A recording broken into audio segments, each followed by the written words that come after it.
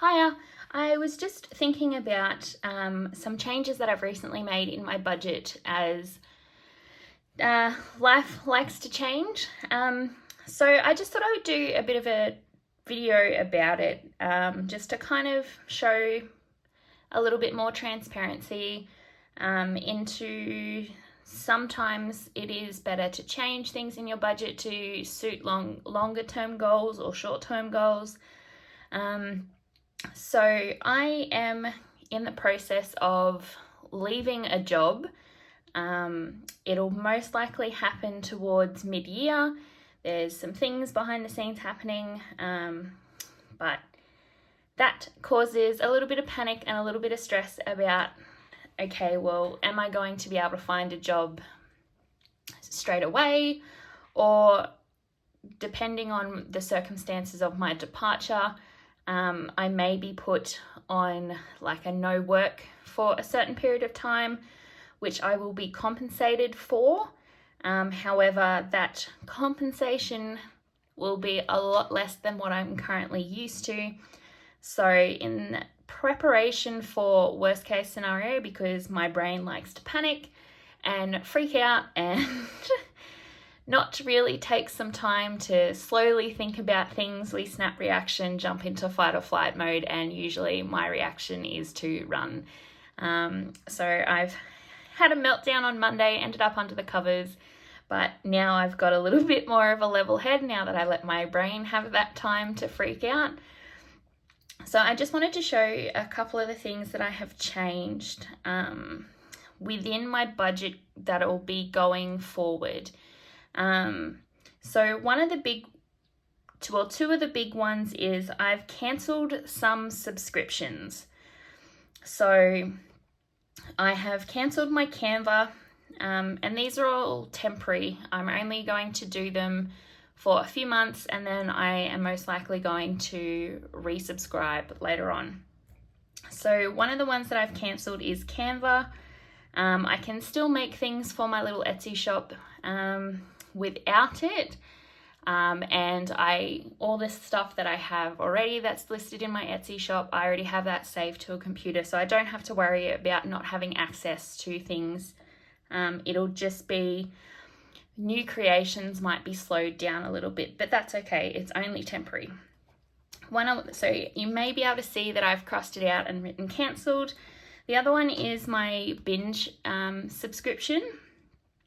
Even though it's only $10 a month, I really want to try and make the most out of my budget that I can, to be able to kind of relieve some stress if I need to go down the most stressful route, which will make my budget incredibly tight.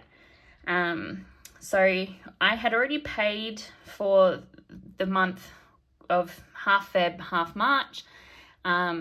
So I have cancelled it. I will still have access until the date that my March payment would have been due. So that'll free up another $10. And then the other one is my Apple Music. I am a creature of habit, so I like simple things.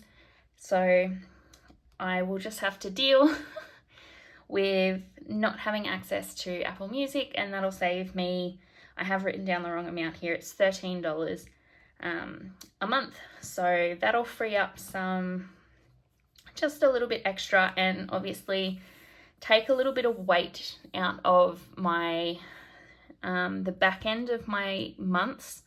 As you can see, I have a lot of bills from the 15th onwards in the month, so it'll take a couple of bills out of the back end of the month, which will allow me to put some more into savings. Now, the second big one is I was advised that there was an issue with my pay. That was at the end of last year, and they had, as my whole industry got a pay rise late last year, but for whatever reason there was a mix-up.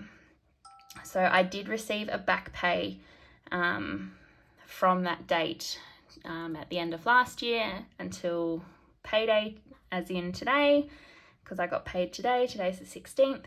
So I was able to take what the back pay owed me, essentially, and use that to pay out my vet pay bill. Was paying $40 a fortnight, and I think it was $686.08 left over that I would still have to pay. So I thought, well, in the process of getting rid of some subscriptions, I will pay off the remainder of my vet pay debt, and that will free up $80 a month. So just quick maths here, 80, 100, 110, so about $125 a month that I have saved doing that. Just those few subscriptions, and obviously getting rid of my vet pay debt has definitely freed up a lot and is going to be incredibly helpful.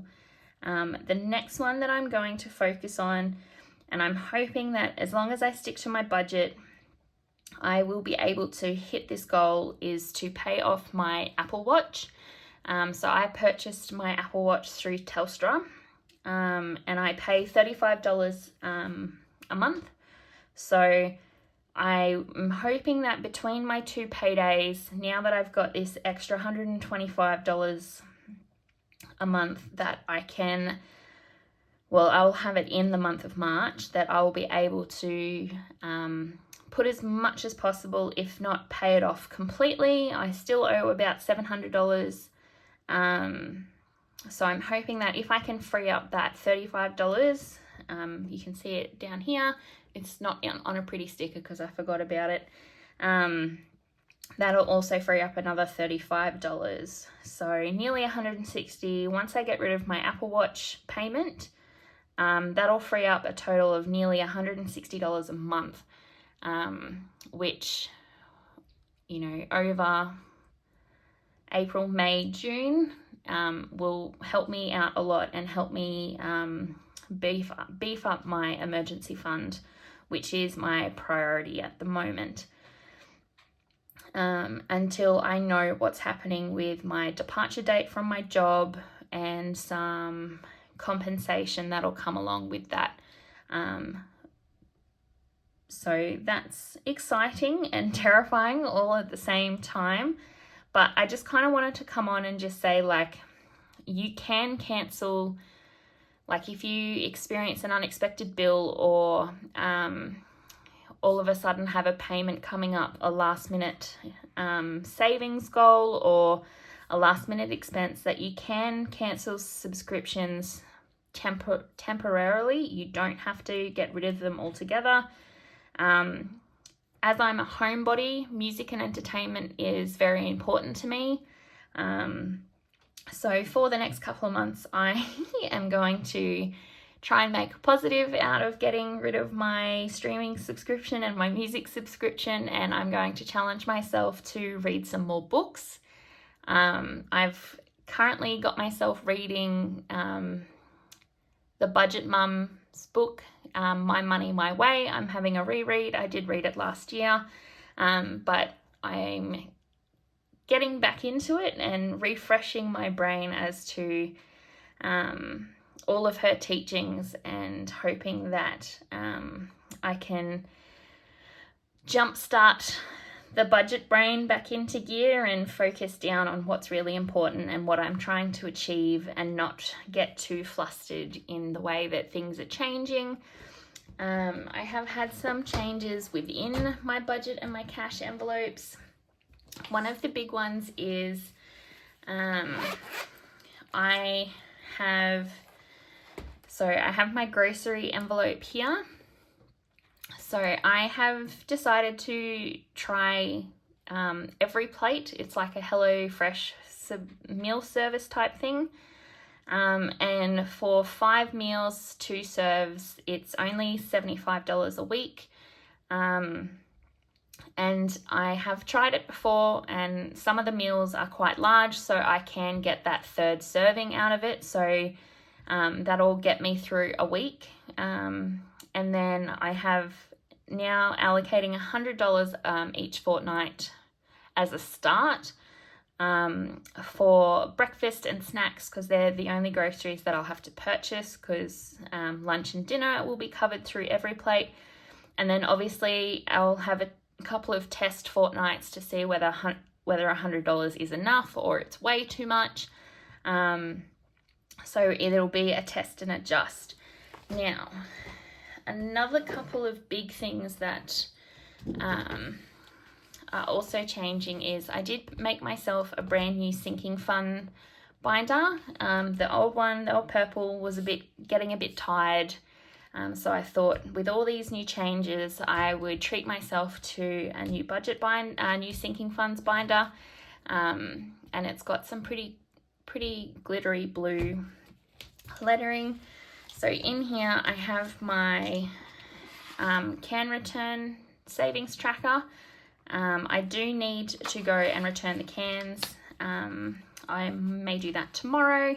The bins are getting a little bit full, so I'm hoping I can update that. But one thing, once I can hopefully get my Apple Watch paid off by end of March, my focus is going to be on utilities. My car service and rego will be coming due around July, so the focus will be to get them beefed up. Tattoos will not be as much of a priority, but I'm hoping I can put a little bit in. And then this is just general savings. I usually do put the money that I get from my can returns in this envelope here. And then travel is a nicety, it's there. But plans are changing, so probably not going to be focusing too much on this one. And I have my high priority binder as well. So I need to make myself a money placeholder. So I have $1,000 in my online emergency fund. I will continue to save physically in $1,000 bundles. It just helps me stay motivated and helps remove some temptation seeing the money sitting in my account. And if I can add $1,000 at a time, it doesn't feel such a daunting amount. So that's in there. My credit card, I still owe some money to my credit card. I mainly use it for my business, and I was using it to pay for shipping, but I've now worked out how to use how to purchase shipping through Etsy, which has made things very different. So I owe a bit of money to my credit card. And then I'm trying to prioritize my savings challenge, but I'm not too sure for the rest of February and March and probably April. I won't be focusing too much on this one, but I will try my best. And then I have this little bad boy. So this is just a little starter house deposit tracker that I have made for myself. It's for $1,000, same concept as with my emergency fund. If I save $1,000 at a time, it doesn't feel so daunting. I am hoping that once I start my new job, I can start putting some decent money into savings, because with possibly the type of job that I'm going into, which will be FIFO. I'm in Western Australia, so FIFO jobs are very easy to do from Perth. The thought of if I'm on like a 4-week on, 2-week off, or a 2-week on, 1-week off swing, the rent that I'm paying at the moment, which is $1,100 a fortnight, kind of hurts my soul to think about. If I'm going to be paying that much money on a house that's not mine, that I will be spending half of my time in, kind of cut me deep recently, and thinking about the possible changes that are coming up in my life, that's not something that I really want to continue to do long term. So my goal will be to hopefully build a house that suits me and my lifestyle. It's just myself and my dog. I have found a little house plan that I actually quite like. It is just a little 2-bedroom, single garage. So nothing too extravagant, which I think will be perfect for me. So even though these, especially these last two, my moolah savings and my house deposit savings, are in my high priority binder, they're not the highest. That's why they're at the back here. But they are definitely something that I want to start focusing on this year. I just need to have a little bit more time to work out what's going on with the departure of my current job, and how that will look. So slow and steady is the theme of this year, but I'm hoping that I can achieve some big things.